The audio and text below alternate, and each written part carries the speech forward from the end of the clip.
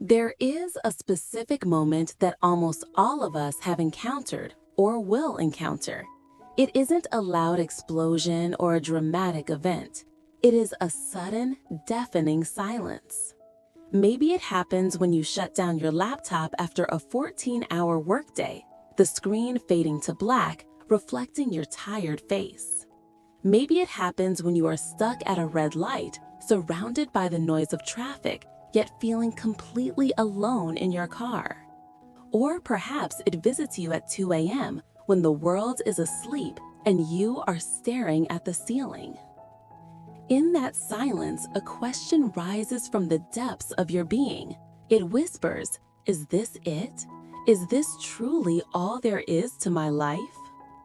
At 18, that question feels like curiosity, a fire in the belly asking, "What is my dream?" By 25, it transforms into a nagging anxiety. Am I actually living for that dream or just paying bills? And as we cross the threshold of 30 or 40, it can morph into a genuine fear. If I haven't started by now, is it too late? Have I missed the boat? If you are listening to these words right now, it is likely because your heart is restless. You are looking for a sign. You are seeking a compass. And that compass, I believe, lies within the pages of a fable that has touched the souls of hundreds of millions across generations. It is the story of a simple shepherd boy named Santiago in Paulo Coelho's masterpiece, The Alchemist. Today, we are not just reviewing a book, we are going to walk a path together. We are going to look into the mirror of this story to discover where real motivation comes from. Is it external success, or is it something ancient, hidden deep within your own code?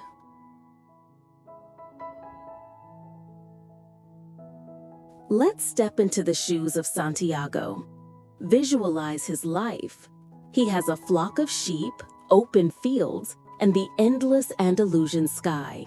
His life is predictable. It is safe. His sheep do not judge him. They only ask for water and food.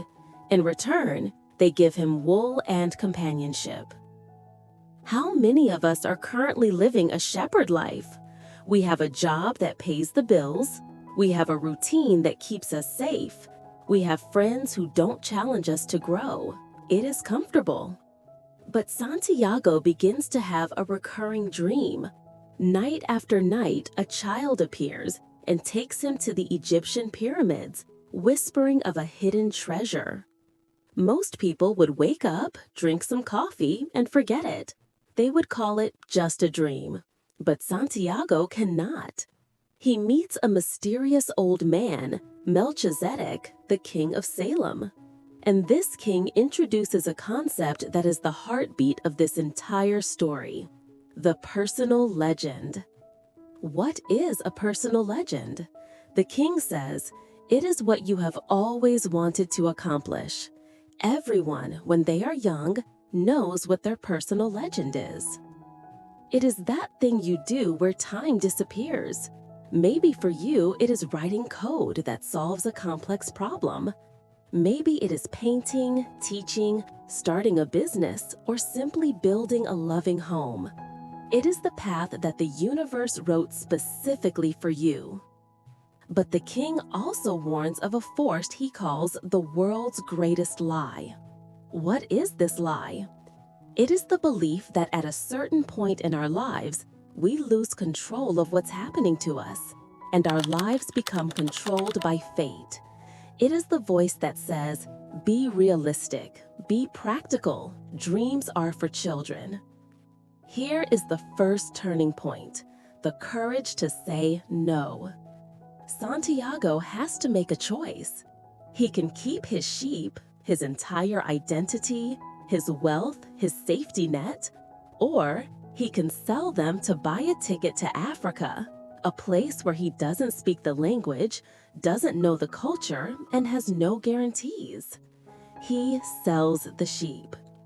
This act is not just about money. It is a symbolic severing of the tie to safety. It is the moment you hand in your resignation letter without a backup plan because your soul is dying in that cubicle. It is the moment you end a relationship that looks perfect on paper but feels empty in reality. True motivation begins here. It doesn't start with a cheerleading squad. It starts with the terrifying, lonely decision to abandon the good in order to pursue the great.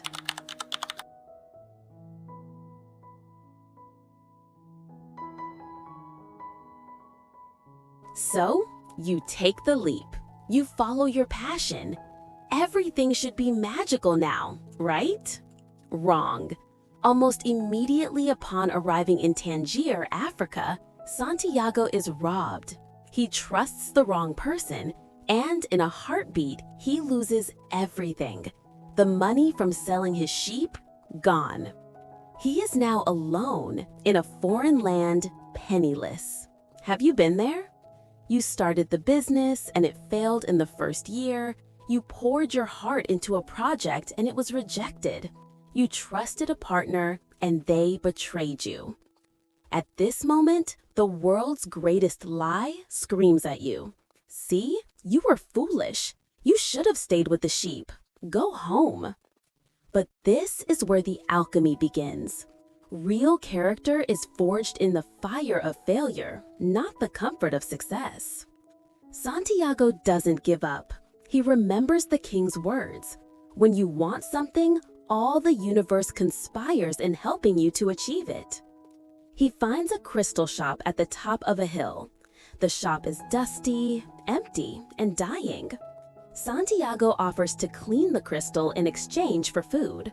He doesn't beg, he trades value. And here we encounter a villain, not a monster, but a mirror, the crystal merchant. The merchant is a good man, but he is tragic. He dreams of going to Mecca. It is his personal legend, but he never goes. He tells Santiago, "I am afraid that if my dream is realized, I'll have no reason to go on living." He prefers the dream of Mecca over the reality of Mecca. This is the trap of good enough. Santiago works hard. He innovates. He suggests serving tea in crystal glasses. The shop booms. Santiago becomes rich. He has enough money to buy a flock of sheep double the size of his original one. He could go back to Spain a wealthy man. He could settle. This is the most dangerous part of the journey. It's not the failure that kills dreams. It's the comfortable plateau. It's when you earn a decent salary, have a nice car, and your life is fine. Just fine. Why risk the desert when you have the oasis? But Santiago realizes that money was never the goal. The money was just the fuel. The treasure is still calling. He realizes that staying at the crystal shop would make him exactly like the merchant, a man who looks at life through a window but never steps through the door. So he leaves the money, the comfort, and the success behind. Again, he heads into the deep desert. The caravan takes him to an oasis in the middle of the Sahara, and there, amidst the wars of the desert tribes, he meets Fatima. It is love at first sight, not the shallow kind, but a recognition of souls. And now, Santiago faces the hardest test of all, harder than robbery, harder than poverty, the choice between love and destiny. He wants to stay. He thinks, maybe she is the treasure. Maybe this is where I stop. How many of us have buried our dreams because of a relationship? We say, I can't move to that city because my partner is here, or I can't take that risk because I have a family. But Fatima offers a wisdom that is profound. She is a woman of the desert. She tells him, I am a woman of the desert, and I am proud of that. I want my husband to wander as free as the wind that shapes the dunes. If I am really a part of your dream, you'll come back one day. True love never requires you to sacrifice your personal legend. If a person asks you to choose between them and your soul's purpose, that is not love. That is possession. Love is the wind that pushes your sails, not the anchor that holds you back. Empowered by this, Santiago leaves for the final leg of the journey. He is captured by a warring tribe. To save his life and the life of the alchemist guiding him, he must perform a miracle.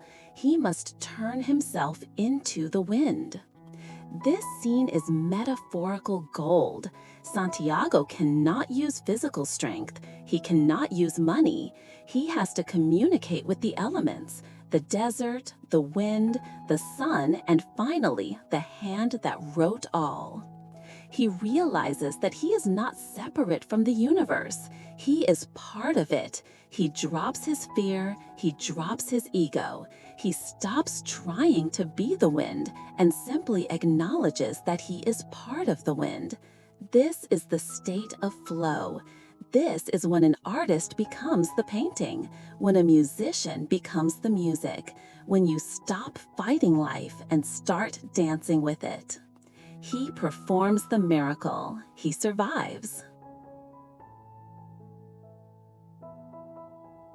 Santiago finally reaches the pyramids. He falls to his knees, weeping with joy. He begins to dig where his tears fell, searching for the gold. But there is no gold. Instead, he is beaten by refugees from the tribal wars. They steal his gold and laugh at him. One of the attackers, before leaving, mocks Santiago. "You're a fool to cross a desert for a dream. 2 years ago, right here, I had a dream. I dreamed of a treasure hidden in Spain, in a ruined church where a shepherd slept beneath the roots of a sycamore tree. But I'm not stupid enough to cross an ocean just because of a dream." The irony hits you like a lightning bolt. The treasure was back in Spain. It was under the very tree where Santiago slept with his sheep in the very beginning. So, was the journey a waste of time? If he had never left, the treasure would have been under his feet the whole time, but he would never have found it. He didn't have the knowledge, the courage, or the language of the world to understand it. If he had stayed, he would just be a shepherd. Now he is an alchemist. He returns to Spain not just with gold, but with the memory of the desert, the wisdom of the crystal shop, the love of Fatima, and the knowledge that he can speak to the wind. The treasure is not the gold. The treasure is the person you become while looking for the gold. Host. So, my friends, where does real motivation come from? It doesn't come from a YouTube video. It doesn't come from a quote on Instagram. It comes from listening to that quiet whisper in the silence. It comes from the courage to sell your sheep. It comes from the resilience to get up when the desert beats you down.